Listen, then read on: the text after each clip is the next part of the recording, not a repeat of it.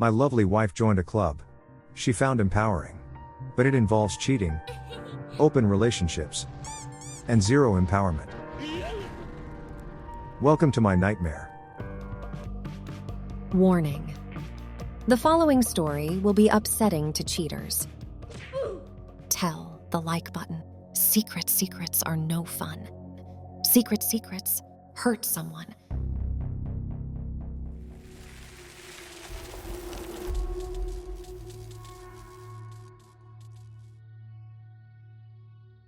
This is going to take a while to explain, so bear with me. I'm 27 and my soon-to-be ex-wife is 25. I'll be referring to her as Ritasha. I'm calling her Ritasha because she's as sneaky and dirty as a street rat. We've been married a little over 5 years and have one son, who I'll call Junior, because his real name is the same as mine. Junior is 4.5.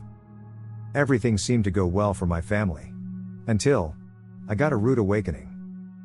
I've got a job and make $30 an hour, while Ritasha made $17 an hour. We lived well, have a nice apartment and 2 newer cars. I've worked at my company since I graduated high school, and Ritasha went back to work 7 months ago after Junior started preschool. Initially she was working 20 hours per week, but bumped it up to 30 hours, a few weeks before D-Day. I'm the youngest of 4 kids, and my parents are older and both are now retired.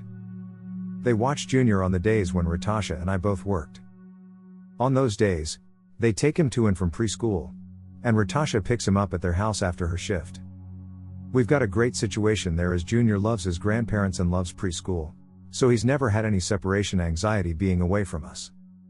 So I'll now tell you how I accidentally discovered Ritasha was cheating on me. Ritasha works with a woman I'll call Nasty. I'm calling her that because this woman is just that. Nasty. She's 31 and has already been married and divorced twice. She has 1 kid who lives with her first husband full-time. That should tell you something. Unfortunately for me, Ritasha developed a close work friendship with Nasty. Nasty has worked at the company for 12 years and from what Ritasha explained, she is good at her job. Since she is, Nasty helps train new hires and that's how Ritasha and her first got acquainted. They never socialized outside work, but did text often after work and on the weekends and once in a while, Nasty would drop by. I first met Nasty at their company picnic, and immediately got bad vibes. Now a little more on why I call her Nasty. Not only is she twice divorced and doesn't have custody of her child, she also lives with a guy that she has an open relationship with. She and her loose boyfriend regularly swing with other couples, and hook up individually with whoever they want, since they're just fun buddies. The whole thing is deeply sickening to me, and I told Ritasha this multiple times. Ritasha told me she didn't approve of Nasty's personal life either, but said she really appreciates her as a work friend, as she has helped her out with so many things. Though I didn't like Nasty, I didn't have a problem with Ritasha being work friends with her, since they really never socialized beyond that. I'll now explain the first clue I got, that Ritasha was cheating. It was Saturday morning and Nasty stopped by to talk to Ritasha. No big deal, she was in the area shopping and dropped by to give Ritasha something. Nasty had been to our apartment a few times like this, and I didn't have a problem with it. Even though I thought she was gross, Nasty was always friendly to me and nice to my son, so this level of distance was okay to me. My wife and Nasty sat in the kitchen talking for 20 minutes, before Nasty had to go. Ritasha got up and walked Nasty out to her car, where they stood and talked some more, while Junior and I sat in the living room watching cartoons. Ritasha left her phone on the end table, and it started pinging with texts. I ignored the first ping, then the second. When the third text came through I got this feeling, as if there could be an emergency or bad news. So I grabbed her phone and opened it. This wasn't an issue as we both knew each other's passwords and openly shared our devices. The texts were all from Nasty, and in some sort of code? Now I thought, that was strange, as I was looking out my window at Nasty talking to my wife, so she wasn't sending the texts. I looked closer at the name and saw the texts were from Nasty too, while there were other texts just from Nasty. This made me look at the numbers. And they were indeed different. I immediately knew something wasn't right. I saw Ritasha walking back to the apartment, so I quickly took down both numbers to investigate further later. I was going to ask Ritasha about this when she got back inside, but decided to wait and do more investigating. When she came back in, Ritasha joined Junior and me to watch TV. Then about 15 minutes later, she gets another text, and she picked up her phone to look at it.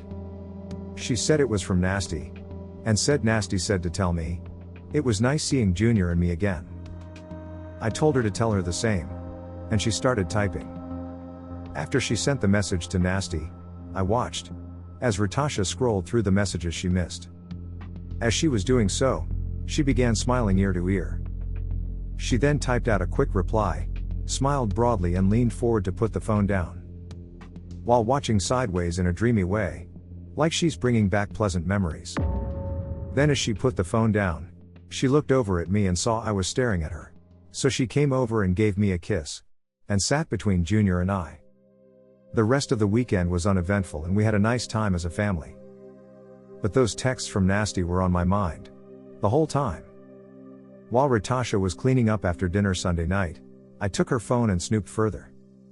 I saw she sent a reply of 29YY to Nasty 2 yesterday. I then looked back and all the texts between them were this way. All were 2-digit numbers, followed by either YY or YN. I didn't know what this meant, but I knew something sneaky was going on. I needed to find out who Nasty 2 actually was. On Monday morning, I called the number from a desk phone at my office. The calls made from our office desk phones come up as either unknown or private in caller ID, so I could remain anonymous. When I called the number, it went to voicemail, and it was a guy's voice. His recording said, "Hi, this is first and last name. Please leave a message. I'll call him Johnny Jack." This Johnny was another co-worker of Ritasha's that I met at the picnic, but she never once talked about him. I knew right then that Ritasha was cheating on me with this guy, and those cryptic messages between them were some sort of code they were using to meet up. I later determined that the number was the date of the month. The first Y referred to a desirable part of Ritasha's body, and the second Y or N was a signal of whether they would be hooking up after work that day, at Johnny's place. Let's make it John, it's shorter. The 29YY text he sent Ritasha on Saturday was code for, "We're clear to hook up after work on the 29th. I looked the guy up on social media, but he only had a basic profile with a single profile pic and all of his friends were hidden. I then checked Nasty's page to see if I could find something about him there. In her photos, I found a picture of Nasty and with her love toy boyfriend on a cruise, with this John and his girlfriend. I thought about reaching out to John's girlfriend, but then thought, what if they are all stinky finger swingers like Nasty?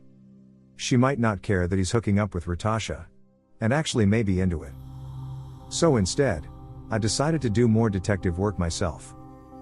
I left work early on the 29th, and went to my wife's company and sat outside in my car until she left. I followed well behind her in my car as she drove, so she wouldn't notice me. I lost her in traffic, but I had John's address that I found by doing a simple search, so I headed that way. When I got to the street, it was a residential neighborhood. I drove by the house and didn't see Ritasha's car anywhere. I went down to the end of the cul-de-sac and turned around and headed home. When I got to the apartment, Ritasha wasn't there, so I waited a few minutes. I then called my mom to check in, and she said everything was fine, and that my dad had taken Junior fishing in the pond behind their house. She said they should be back in a half hour or so, in time for Ritasha to pick him up. We talked a little more about some basic stuff before hanging up. I don't know what hit me, but something inside me was telling me to go back to that house. I went back over there and again drove by and didn't see anything, so I turned around in the cul-de-sac. As I was headed back up the street in the direction of the house, I see Ritasha's car backing out of the driveway, and the garage door shutting behind her. I pulled over so she wouldn't notice me, and watched as she drove off up the street. Even though I was far away enough, I could clearly see it was her. I was boiling with anger at that point, and could have done something terrible, but I somehow was able to hold it together. I headed home and arrived there before Ritasha got there with Junior. When she arrived, she was surprised to see me. I told her I got off work early and came home to spend some time with my family. I watched her closely to see if she acted differently, but she didn't. She kissed me and I noticed that she smelled fresh, like she had recently taken a shower. I didn't want to accept the kiss, but knew if I refused, she would know something was up. She was cheerful as she prepared dinner while I spent time with Junior in the family room. When dinner was ready, she called us to the table and said grace, giving thanks for the food and for her husband and son. While we were eating, I could hear her phone ping in the background. Later that evening, she tried to initiate intimacy after Junior went to bed. I rebuffed her advances in a way that wasn't obvious, so she didn't get suspicious. We went to bed a little early that night, and after she fell asleep, I checked her phone again as I heard her message indicator go off earlier that evening. There I saw another message from Nasty 2 that had a thumbs up symbol followed by 31. Why? This meant they would be hooking up again that week on the 31st. But this time would be different for them, as time I planned to confront them and catch them in the act. The following day I went to work as normal. That evening before I went home, I stopped by my parents' house and told them what was going on. They were upset and in total disbelief. I told them I was going to confront Ritasha and her lover tomorrow. I had to inform them to prepare them, as I didn't know what the aftermath and reaction would be. Mom spoke up and told me to be careful and said for me to take Dad with me, so I don't do something stupid. Dad quickly agreed and asked if that was okay. On D-Day, I again left work early and went to pick up my dad. We went to Ritasha's company, waited for her leave and followed her car from a distance. She again went straight to John's house and drove right into the garage, and the door shut behind her. Dad and I were disgusted and I was about to explode. I remember my dad's hand shaking at the sight. We parked down the street and gave it 10 minutes before we both walked up to the front door. The house had a video doorbell and I rang it over and over again, while also knocking hard on the screen door. I looked right into the camera and said, "John, I know you're in there with my wife. And I know what you're doing. Open the door now." He didn't answer. My dad then said, "Give me your keys." I asked him why, and he said he was going to move the car up and park it in front of the driveway. Dad then looked into the camera. "If they don't answer, we'll just wait here, smoke them out until they have no choice." After Dad moved the car, we sat on the hood and waited. During this time, I was calling and sending my wife texts, but she wasn't responding. After 20 minutes of waiting around, I called Ritasha's mom and dad and told them what was going on. And they came over and joined Dad and I about 10 minutes after that. A woman drove up with a puzzled look on her face and started pointing in the direction of the driveway.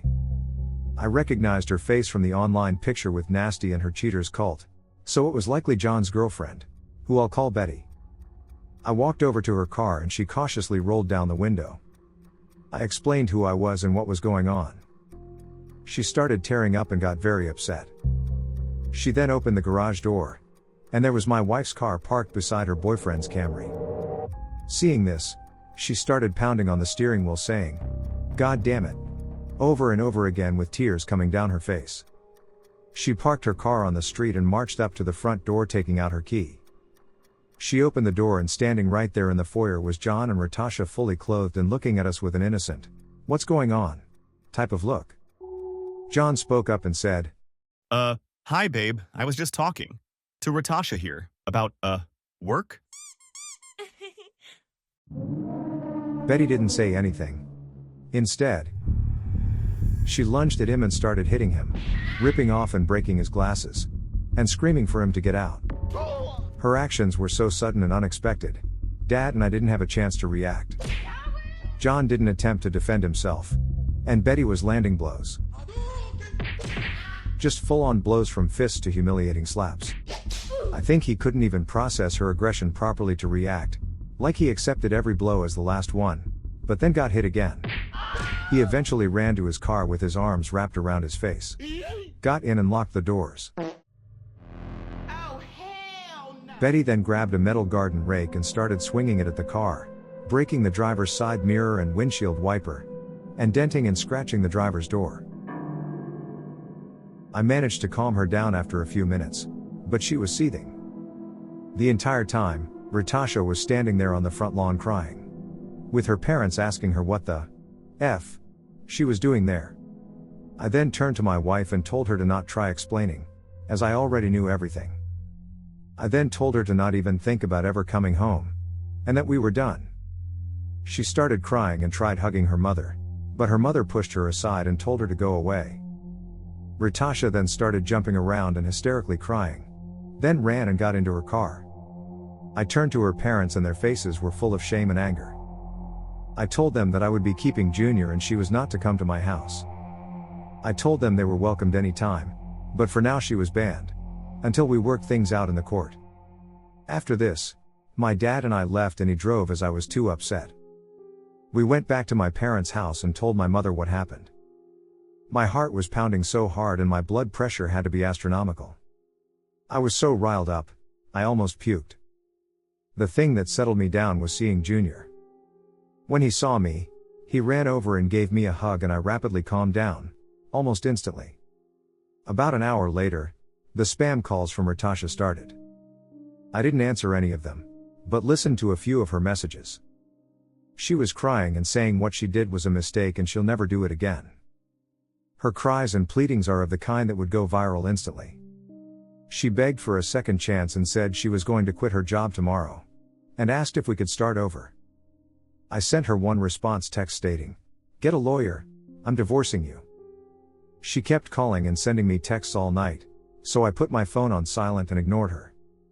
The following day, I took the day off and kept Junior out of preschool. Junior and I and my parents went to the science center. We've been wanting to take him there for a while, and I thought it would be a good distraction for all of us.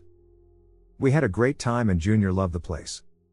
Later that evening, I explained to Junior that Mommy would be staying with his other grandparents for a while, and that he and I would be staying here with Grammy and Paps for a while and that he would see Mommy a few times per week. He was fine with this as he had his own room at my parents' house, and they spoiled him rotten. He asked if Mommy was sick. In my head I was thinking, yes, she's sick all right, but told him she and I had business to work out and once we did, he would see her more often but she would have her own place. He didn't fully understand this, but accepted what I said and went back to playing his video game. The following evening, I agreed to meet with Ritasha at her parents' house. I again took Dad there with me for support and as a witness. When we got there, everyone left the two of us so we could talk more privately. Ritasha first tried explaining her actions, but I told her not to bother, because it didn't matter. I told her what's done is done and I was divorcing her. She pleaded with me for another chance, but I told her, no, there would be no second chances and that we were getting divorced. I then told her, Junior would be staying with me and my parents until everything got sorted out legally.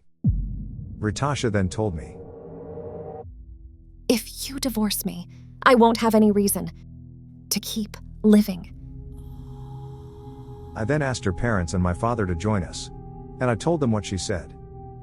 Ritasha was crying with her head down on the couch and her mother went over to talk to her. Ritasha's dad then spoke up and said he was going after Johnny, and make him regret he ever met his daughter. I told him not to do it, as he's not worth it. Ritasha's dad and I get along well and I told him I didn't want him to get in trouble. We spoke for a few more minutes then Dad and I left.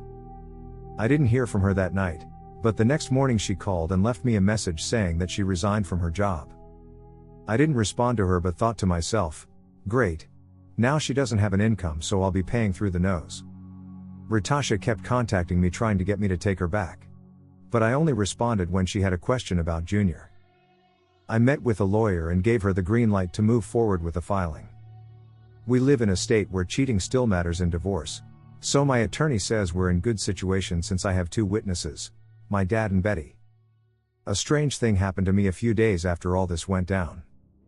I got a call from of all people, Nasty, Ritasha's former coworker, the one with the Cheaters Club of Swingers.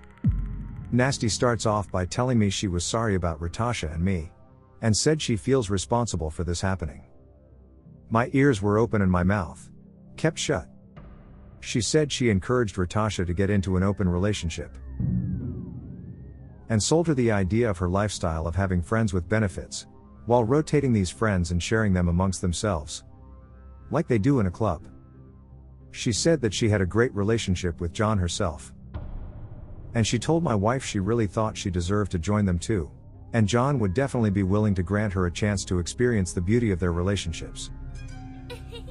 She told my wife about what they did, what the rules were and how it impacted their personal lives, while explaining that she, herself, was no longer sharing John and was already switched with someone she really liked. As Nasty went on, she said John didn't like this switch to another woman in their circle, as he thought he downgraded to someone's leftover wife, his words to her, and he wanted to get back into an rotation relationship, or whatever you call it, with her, with Nasty. Nasty said. That was the point where she thought of my wife, and remembered that my wife connected with her, and had expressed an interest in experimenting with their lifestyle, and wanting to explore an open relationship. She told me that my wife has specifically asked her about the differences between an open relationship or an open marriage, and told her that she really found it empowering that Nasty chose to share her boyfriends. Nasty said that my wife seemed to be really interested in the possibilities, and was open to trying it out and explore for herself. So that's where Nasty organized a meetup with her friends, and introduced John to my wife. She then said, that's how their story and rotation and relationship started. I deeply cringed at her used words of infidelity. Nasty then switched up and then tried to explain to me how I should view this situation, telling me I shouldn't think about what she did as love, saying it was just a physical outlet for my wife, and if I tried to be open-minded I could see this for what it really is, which is a gift to me, and their relationship would actually enhance our marriage, and it would be the best thing to happen to our marriage and family. Enhance our marriage? Best thing for my family? I couldn't believe this skank was actually trying to feed me this nonsense. So I stopped her right there mid-sentence and told her that she, Ratasha, John and whoever else is engaging in this sick behavior in their club of mental misfits, are disgusting pieces of trash, and to never call me again. I then disconnected the call and blocked her number. What was she thinking by telling me this? A couple days later, I got another unexpected call from someone, but this time the person had something worthwhile to tell me. It was Betty. She was calling to give me an update and to see how I was doing. Betty told me that after everyone left her house on D-Day, she found a bag of an illegal substance on the dresser in her bedroom. Not knowing what to do, she called her father, who told her to call the police, so that's what she did. She told the officers the substance wasn't hers, and then explained that she just kicked her ex-boyfriend and his girlfriend, Ratasha, out of her house earlier, and that the substance had to belong to one of them. Betty then told me that John is a felon, who served a stint inside for battery when he was 22. He's 37 now. She said she thought he had cleaned up his act and that's why she gave him a chance, and ended up falling in love with him. She envisioned a future and family together, maybe even marriage. She was so proud of him overcoming all these bad choices he made, combined with the fake promises he kept showering on her. Betty said she feels like such a fool now, as he was basically living free in her house, and he was using this stuff secretly, while cheating on her right under her nose. I told her not to beat herself up too much, as I too was fooled by my own wife and mother of my child. I told her what Nasty had told me, a less detailed version. Betty didn't know any of this club, or that John had a history with Nasty, at least not in the way I explained to her, but she didn't ask more. It seems logical she needs time to let it sink in, before she could really understand how deep this goes. After some silence, I heard her vow to me she was never to be fooled again. I joined her in that. That night, I went over to my in-laws to have a discussion with Ratasha and her parents, about what Betty told me and new concerns I have. Again, I took my dad with me to witness everything. I think Ratasha thought I was coming over to reconcile, because the hope in her face and acting all pretentious was new to me. But when I told her the reason for my visit, she broke down crying. She swore she didn't know John was a felon and swears she knew nothing about the substance. I was really getting pissed at the sight of her playing the victim and told her, "Do you see how you put our lives in danger? Can you actually understand you put Junior's life in danger too?" She said yes, and kept saying she was sorry. I told her I will not allow her to see Junior again until she gets a complete drug test done, proving to me she isn't a junkie too. She kept crying but agreed to get the test, without any further pressure from me. So that brings us up to the present date, and now I've got a major decision to make. I told my lawyer about my wife's lover being a convicted felon and about Betty finding illegal substances in her house that likely belonged to him. My lawyer said this was terrible to hear, but then said it was great news for me as this information, along with Ritasha being a cheater, would more than likely be enough for me to secure full custody of Junior if we pushed for it. I'm undecided at this point on whether I should push for full custody. My attorney has zero doubt and says I should, and it's best to present all the evidence. She adds, take the opponent down before it has a chance to regain its strength, only for them to come back after us. I hate what she did. I won't forgive her that. But to destroy her like this? I just need a moment to regain my thoughts, as so much happened recently, and Junior deserves for me to be in my right mind while making decisions. Going all in would utterly destroy Ritasha. After all, she is Junior's mother, and up until a couple weeks ago, I thought she had been the one. I always thought to be blessed with our little family, and to have her as my wife. Ritasha's parents now realize the situation their daughter created, and the choice I have to make will affect them negatively just as harshly. They are begging for me not to file for full custody, and instead suggested a 60-40 split, where I have Junior 4 days and their daughter has him for 3 days. The thing is, I can be brutally cold towards my wife, and in the divorce, she did this to us. But to see her parents actually beg me is different. I don't want to hurt them.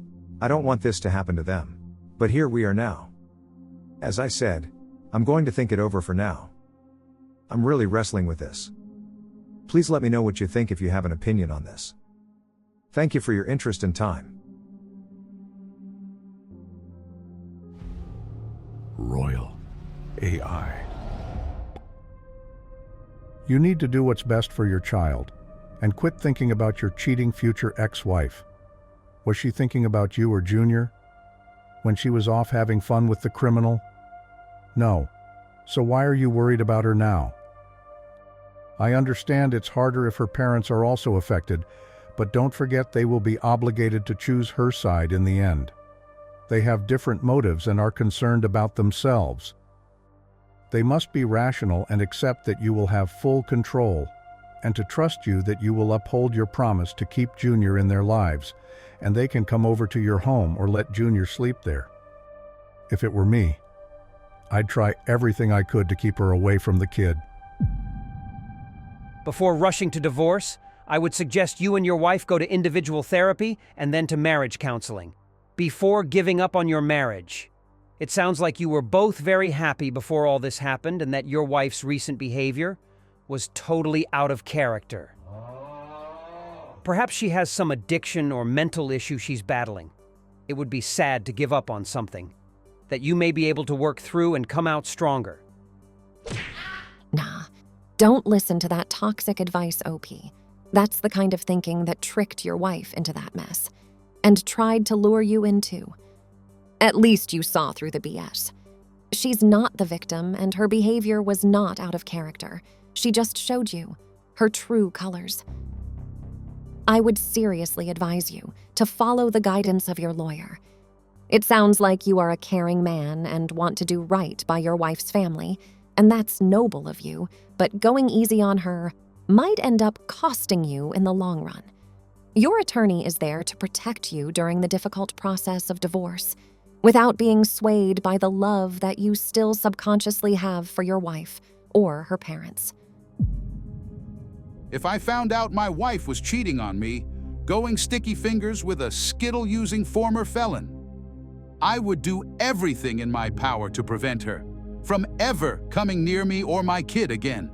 Do you know how much potential danger she exposed you and your son to? You asked her this, but you need to answer this too. For yourself. Doesn't matter if her parents need assurance by having their daughter keeping custody. They need to trust you and lay in the bed their daughter made for them. Take whatever steps your attorney recommends and play dirty if you have to. You and your son deserve better. Life smacked you harder than most here can even imagine. But this is your chance to play your cards right and come out stronger. Remember, in the midst of chaos, there is also opportunity. This is your opportunity. Take it.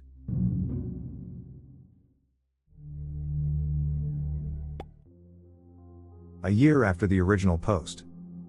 Well, it took over 10 months to complete, but my divorce from Ritasha is now final. I followed your advice, and the recommendations of my attorney, and let her present to the judge the information regarding the fact that Ritasha had an affair with a felon. She also entered into evidence the police report about the illegal substances found at the home where her affair partner lived.